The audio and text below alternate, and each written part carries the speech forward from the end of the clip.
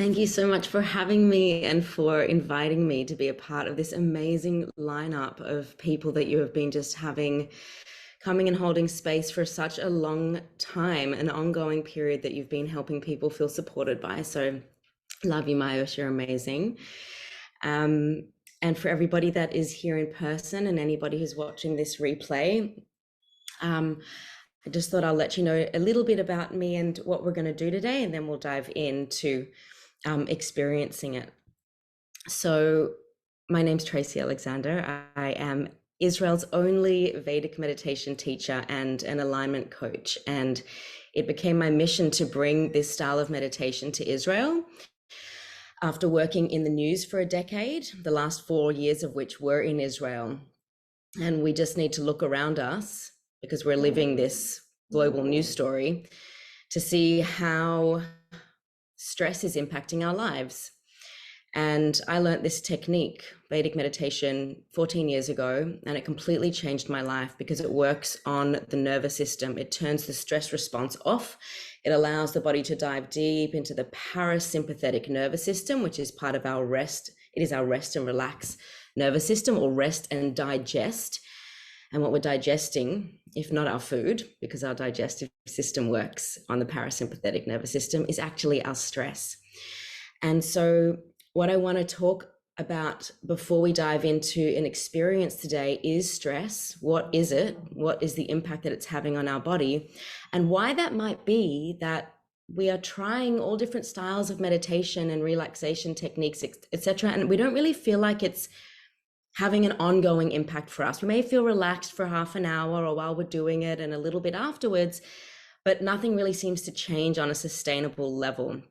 And that's not because there's anything wrong with you or you're particularly broken and I can't sit still and I'm so restless and, I'm beyond help, etc. It's absolutely nothing to do with your character or your personality. It's just all to do with your nervous system. And so sometimes when we understand what's going on physiologically, it starts to make sense.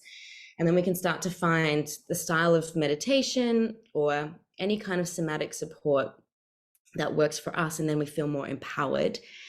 And then we're going to dive into an exercise where we can experience perhaps a different style of meditation just for a short period to get a taste of it and allow our bodies to enter into that parasympathetic state. How does that sound?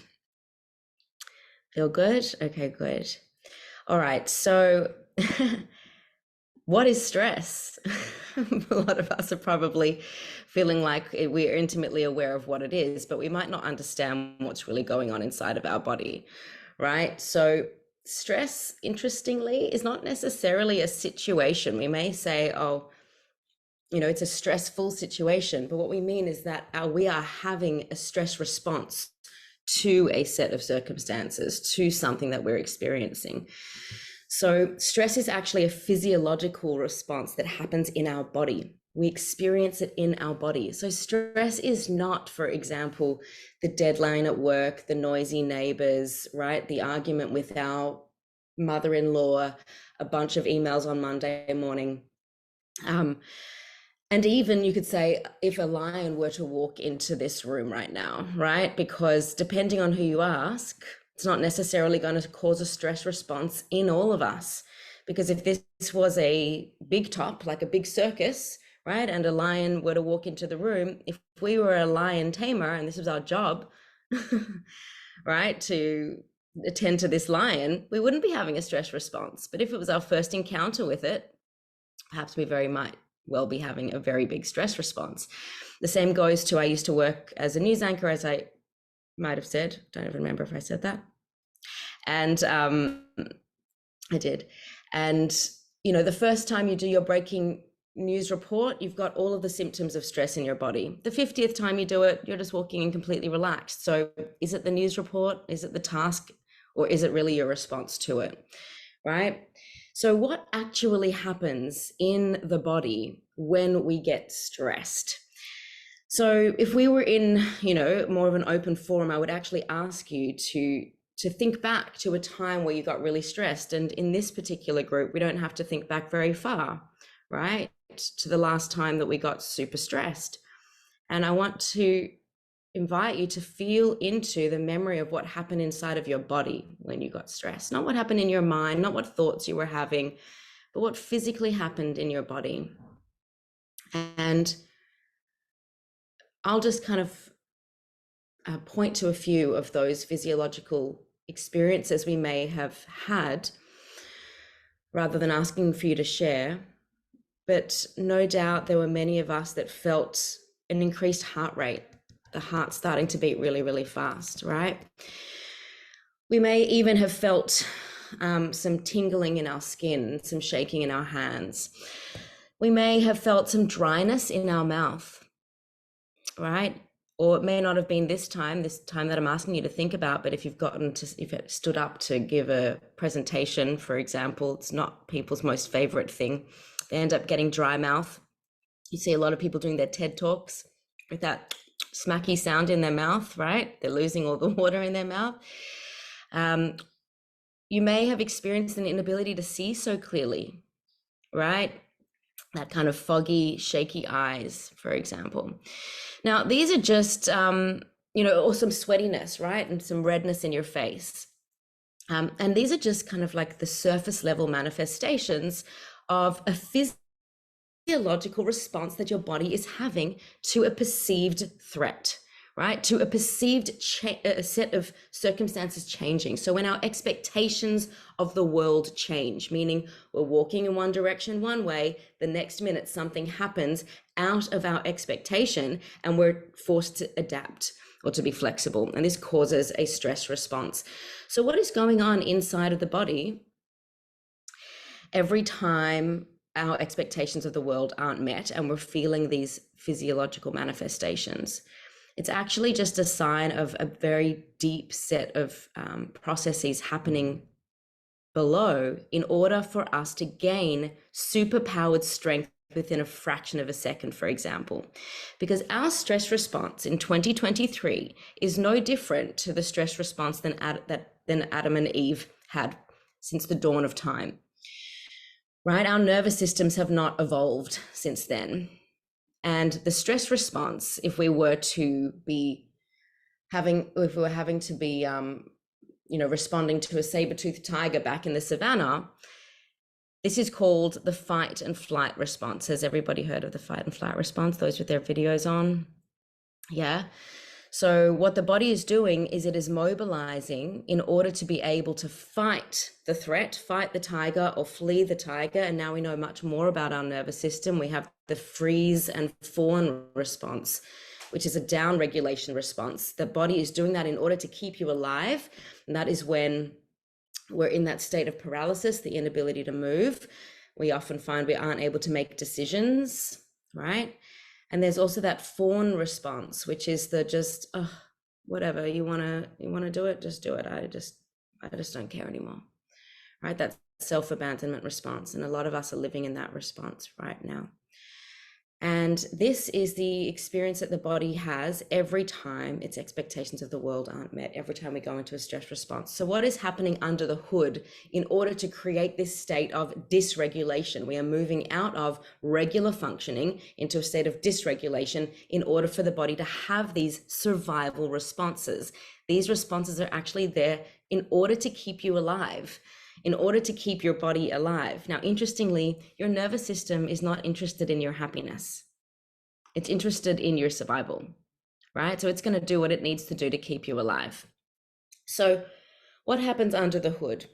The first thing that happens is, in order to gain superpowered strength within a fraction of a second, adrenaline and cortisol, the stress hormones, shoot up in the body, right? This causes many different capabilities of the body. Let's call it capabilities of the body.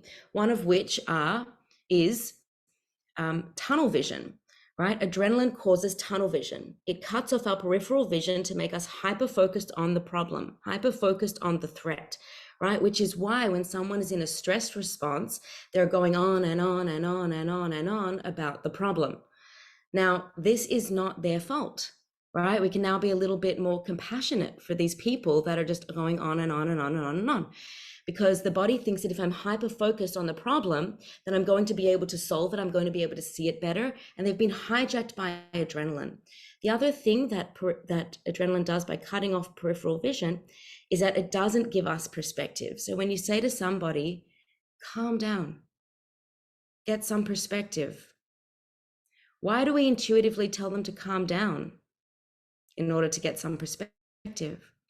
Because when you're in the stress response, adrenaline is making it impossible for you to have perspective, because we're using the amygdala, which is the stress part of our brain, the primitive part of our brain, in charge of fighting, fleeing, freezing, and fawning. That is all it can do. Those are its limited choices. It cannot access creativity and higher order thinking.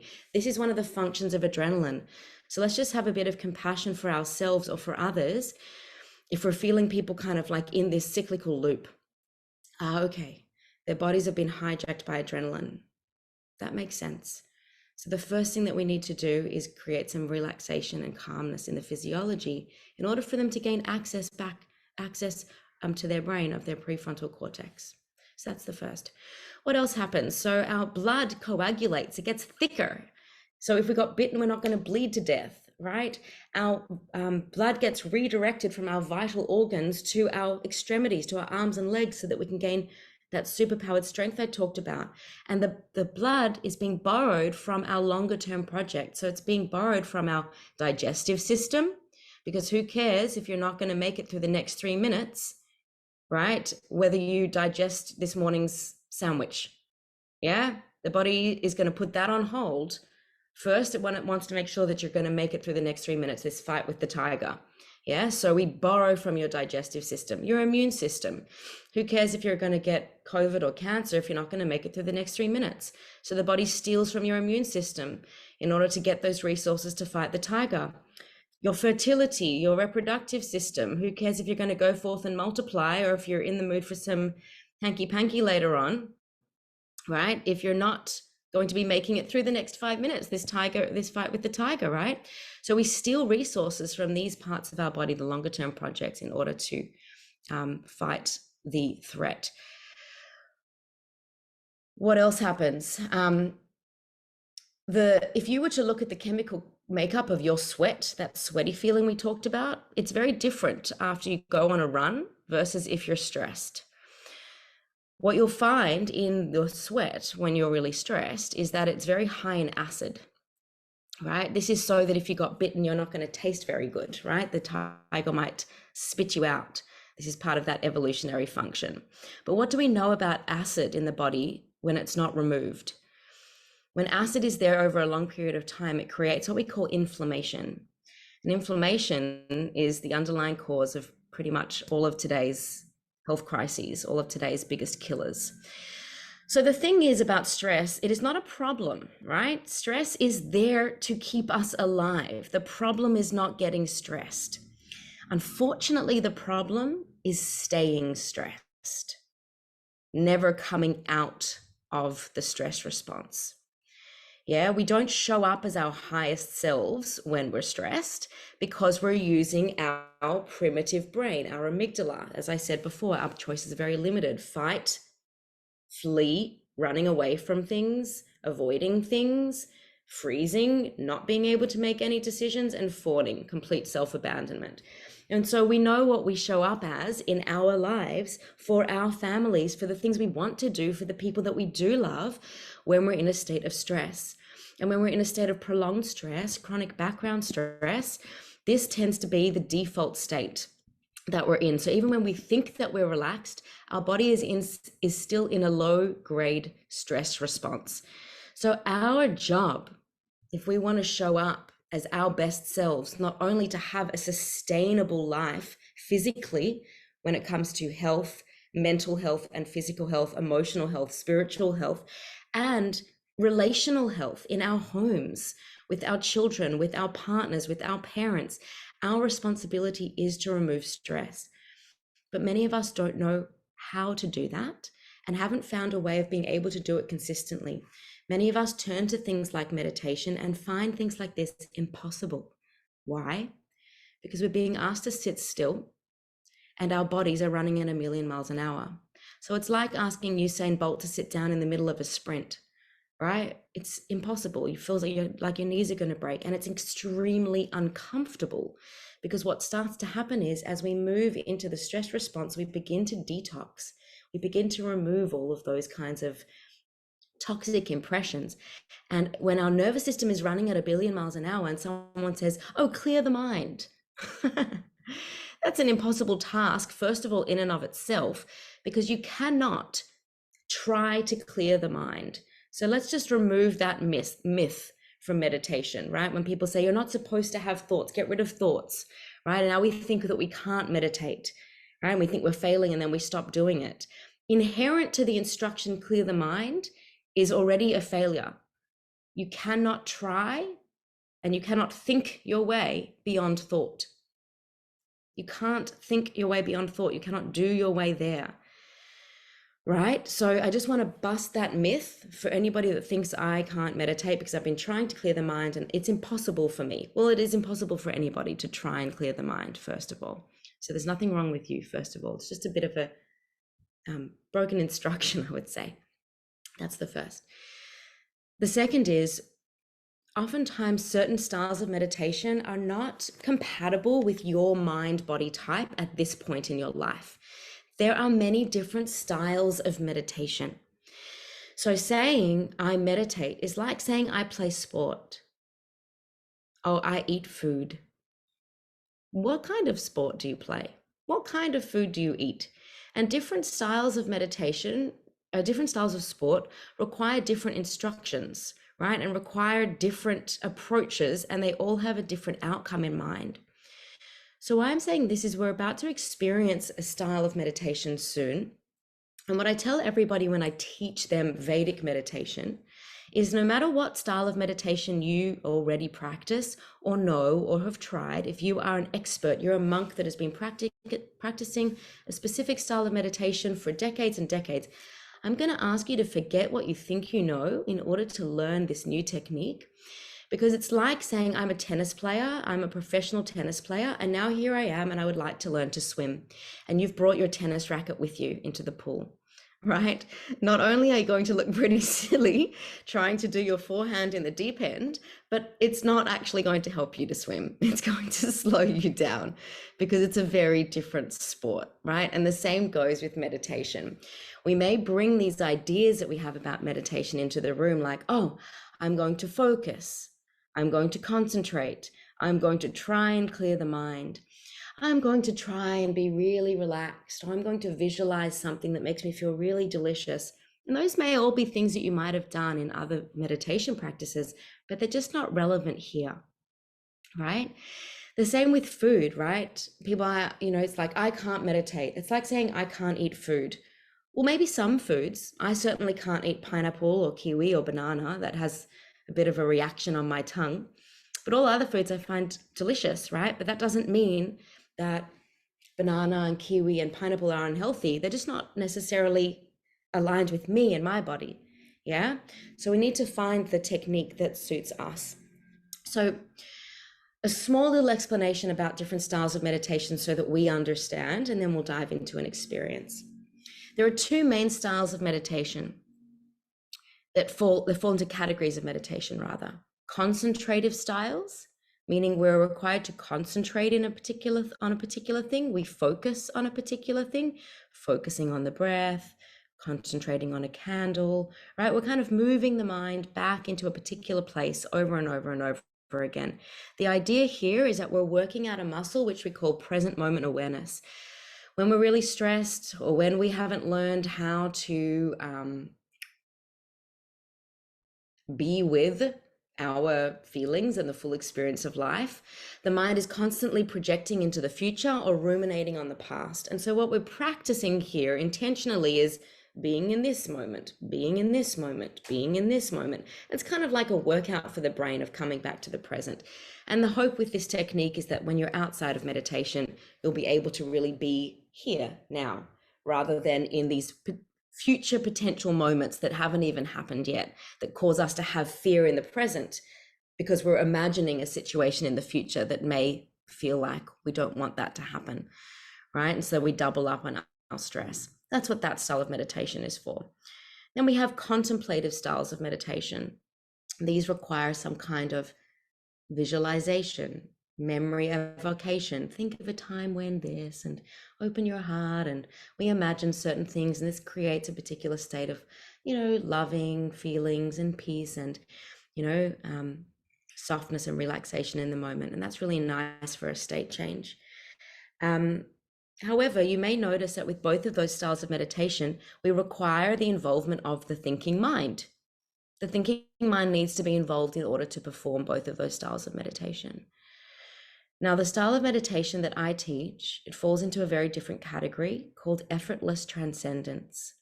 So what does it mean to transcend? To transcend means to go beyond. And in this case, we're going beyond many things, but for argument's sake, let's just say we're going beyond the thinking mind. Like I said before, we cannot think our way beyond thought. So how do we get beyond thought? Well, it has to happen effortlessly. It has to happen spontaneously, automatically, without us noticing, and to put aside any kind of ideas that we have about trying to have any kind of experience or anything like that, and just be open to the beautiful. No trying practice, there's no trying to focus, there's no trying to cultivate any kind of experience. You're not trying to, have any feeling inside. It's really an experience of letting go, effortlessness, and allowing the process to do its thing. And in order for us to transcend, to move beyond thought, it has to happen without your involvement. So this is really a beautiful opportunity to just put your desire for anything or any outcome to happen to the side. And it's kind of just like sitting down and watching a movie for the first time, right? So you can't know what's going to happen in the movie because you've never seen it before. And so you have two choices. You can either be that person in the movies that keeps saying to the friend, what's happening? Why are they doing this?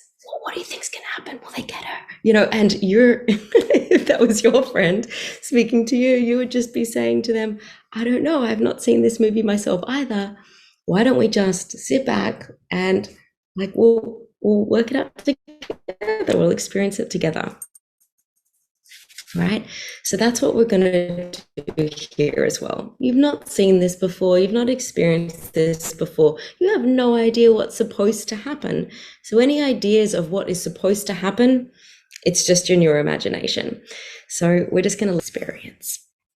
So the first instruction for this technique is that we want you to be comfortable. Right? Comfort is very important. We're not trying to sit up straight with a stiff back and any kind of mudra. We want to sit somewhere where our back is supported and our head can be loose. So if you're up against the wall or if you're on your bed, we want to put some pillows behind you so that you can lean back and be nice and comfortable. And your head is loose, so it's not up against the wall. So we're not lying down, we're sitting up, back supported, head loose. Beautiful. And then the first thing we're going to get you to do is close the eyes. And we're just going to sit. You'll notice that thoughts spontaneously enter the mind. Without any effort by you, there are already thoughts there. Notice how these thoughts appear spontaneously. And if you're thinking, I don't have any thoughts, well, those are the thoughts. Now, before we dive into our practice, we're just going to allow the nervous system to settle for a moment. And we're going to use our breath to do that. So however you're sitting, no need to change your breath in any way. Just for the first few moments, just notice that when we breathe in and breathe out, the body is moving. Notice what parts of the body are moving. Notice the belly expand, the chest rise as we breathe in, and as we breathe out, the belly and the chest collapse. Just ensuring that we're noticing the part of our body that moves the most is actually below the diaphragm. We want our belly to be the one that is moving in and out rather than our chest. When we're breathing into our chest, this is a sign of too much effort when it comes to our breathing. It's actually a sign of stress. When we panic and we hyperventilate, this is when we see ourselves breathing into our chest. So allowing the breath to drop down into the belly below the diaphragm. And almost imagine as if your nose is your belly button. So you're breathing in through the nose, it's in the place of your belly button.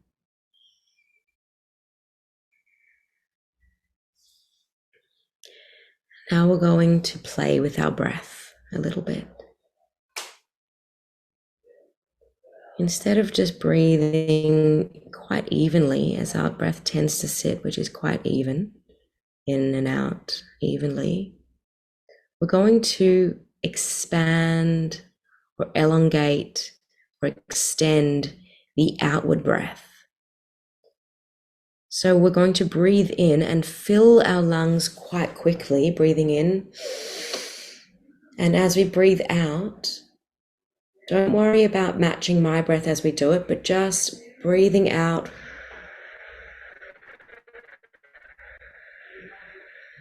Nice and slowly extending the exhale. Breathing in quickly and out nice and slowly. Extending the exhale. You may be wondering whether it's better to breathe out through the mouth or the nose. And truly for this exercise, it doesn't matter. Breathing in through the nose, absolutely. And out through the nose or mouth. But what we want to make sure of is that we're breathing an extended breath out than mouth or nose. Breathing in quickly, out slowly.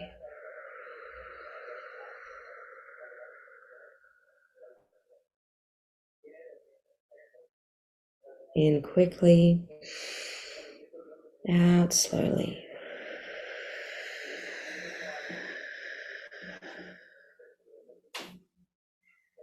Fully filling your lungs as you breathe in and breathing out really slowly as is comfortable for you. And last time, remember we're breathing into our lower lungs where there are more parasympathetic receptors. And out nice and slowly.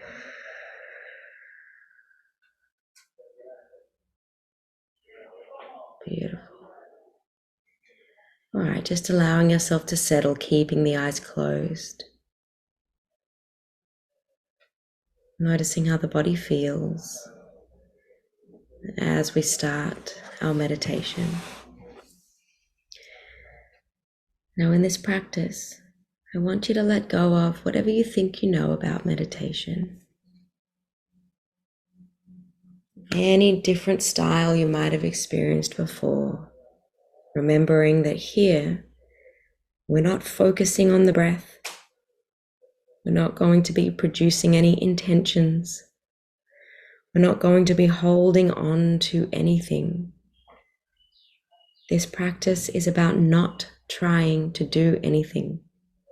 It is very simple, natural, and effortless. We're going to be using a simple sound or mantra. Mantra comes from the Sanskrit words manas, which means mind, tra, which means vehicle or instrument, where we get our English word transport from. We're going to allow this to transport the mind from one aspect of the mind, the noisy surface layer, down into the subtle, more vague aspects of the mind. You don't need to do anything. Allow it to happen on its own. And the way we're going to use this mantra is that we're just going to allow it to be pulsed in the mind, quietly repeating it, but noticing how we're not really actively repeating it. It's pulsing quite by itself. And if it slips away, don't worry about it. We're just going to allow the mind to become enchanted by the mantra. And the mantra will take us into a deep state of meditation. Regardless of what we try or do not try to do, the mantra will do this process, so we don't need to try. So what I would like you to do now is just feel into the body, any sensations. And while our eyes are closed, I'm going to say a simple 2-syllable mantra to you, and I'll have you repeat it back to me a few times. The mantra that we're going to use is So Hum. So Hum. So Hum. I'll get you to repeat it back a few times.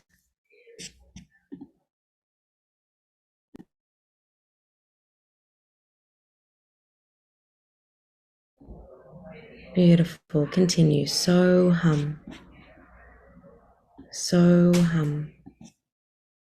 So hum. Now continue softer. So hum. So hum. Softer.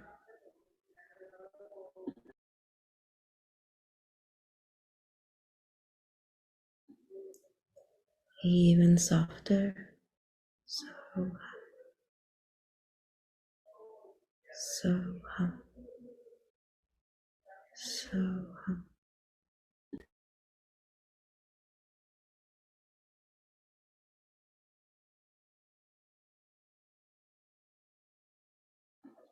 Keep going even softer. So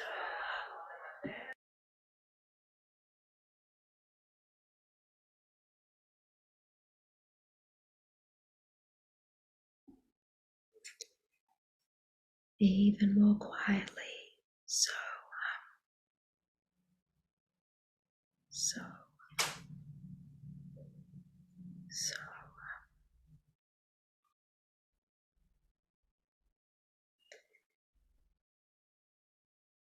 Now mentally, without moving the tongue or the lips,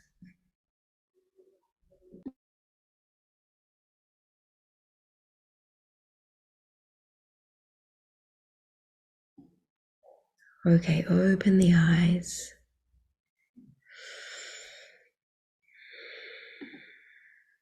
When we repeat the mantra mentally, we don't need to pronounce it perfectly.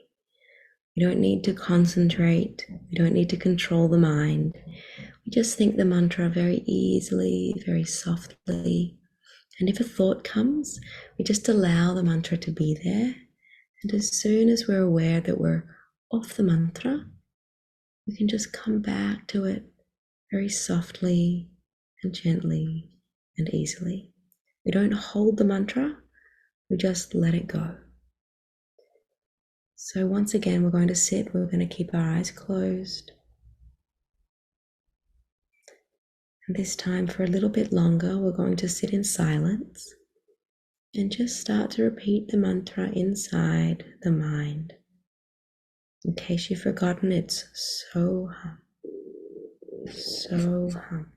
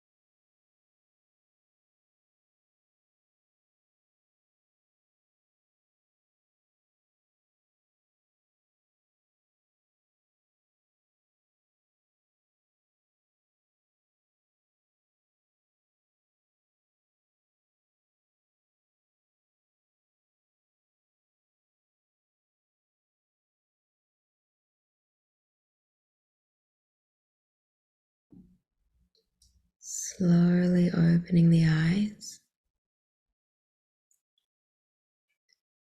and having just one last piece of instruction. When we allow the mantra to appear inside of the mind effortlessly, it's repeating by itself. We're being very nonchalant with it, not trying to control anything or hold on to anything. And if the mantra slips away, just let it slip away. Don't try and hold on. Just allow the mantra to enchant the mind. So we're going to close the eyes again. Just sitting and begin to repeat the mantra as effortlessly as you think any other thought.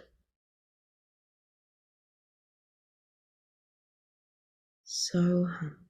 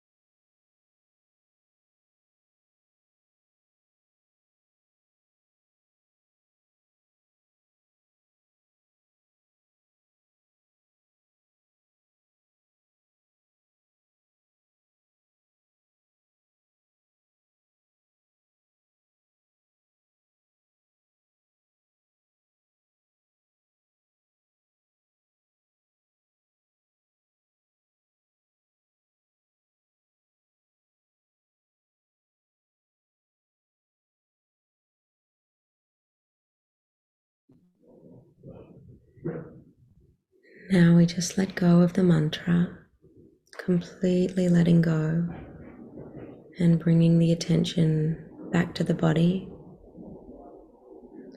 feeling ourselves where we are.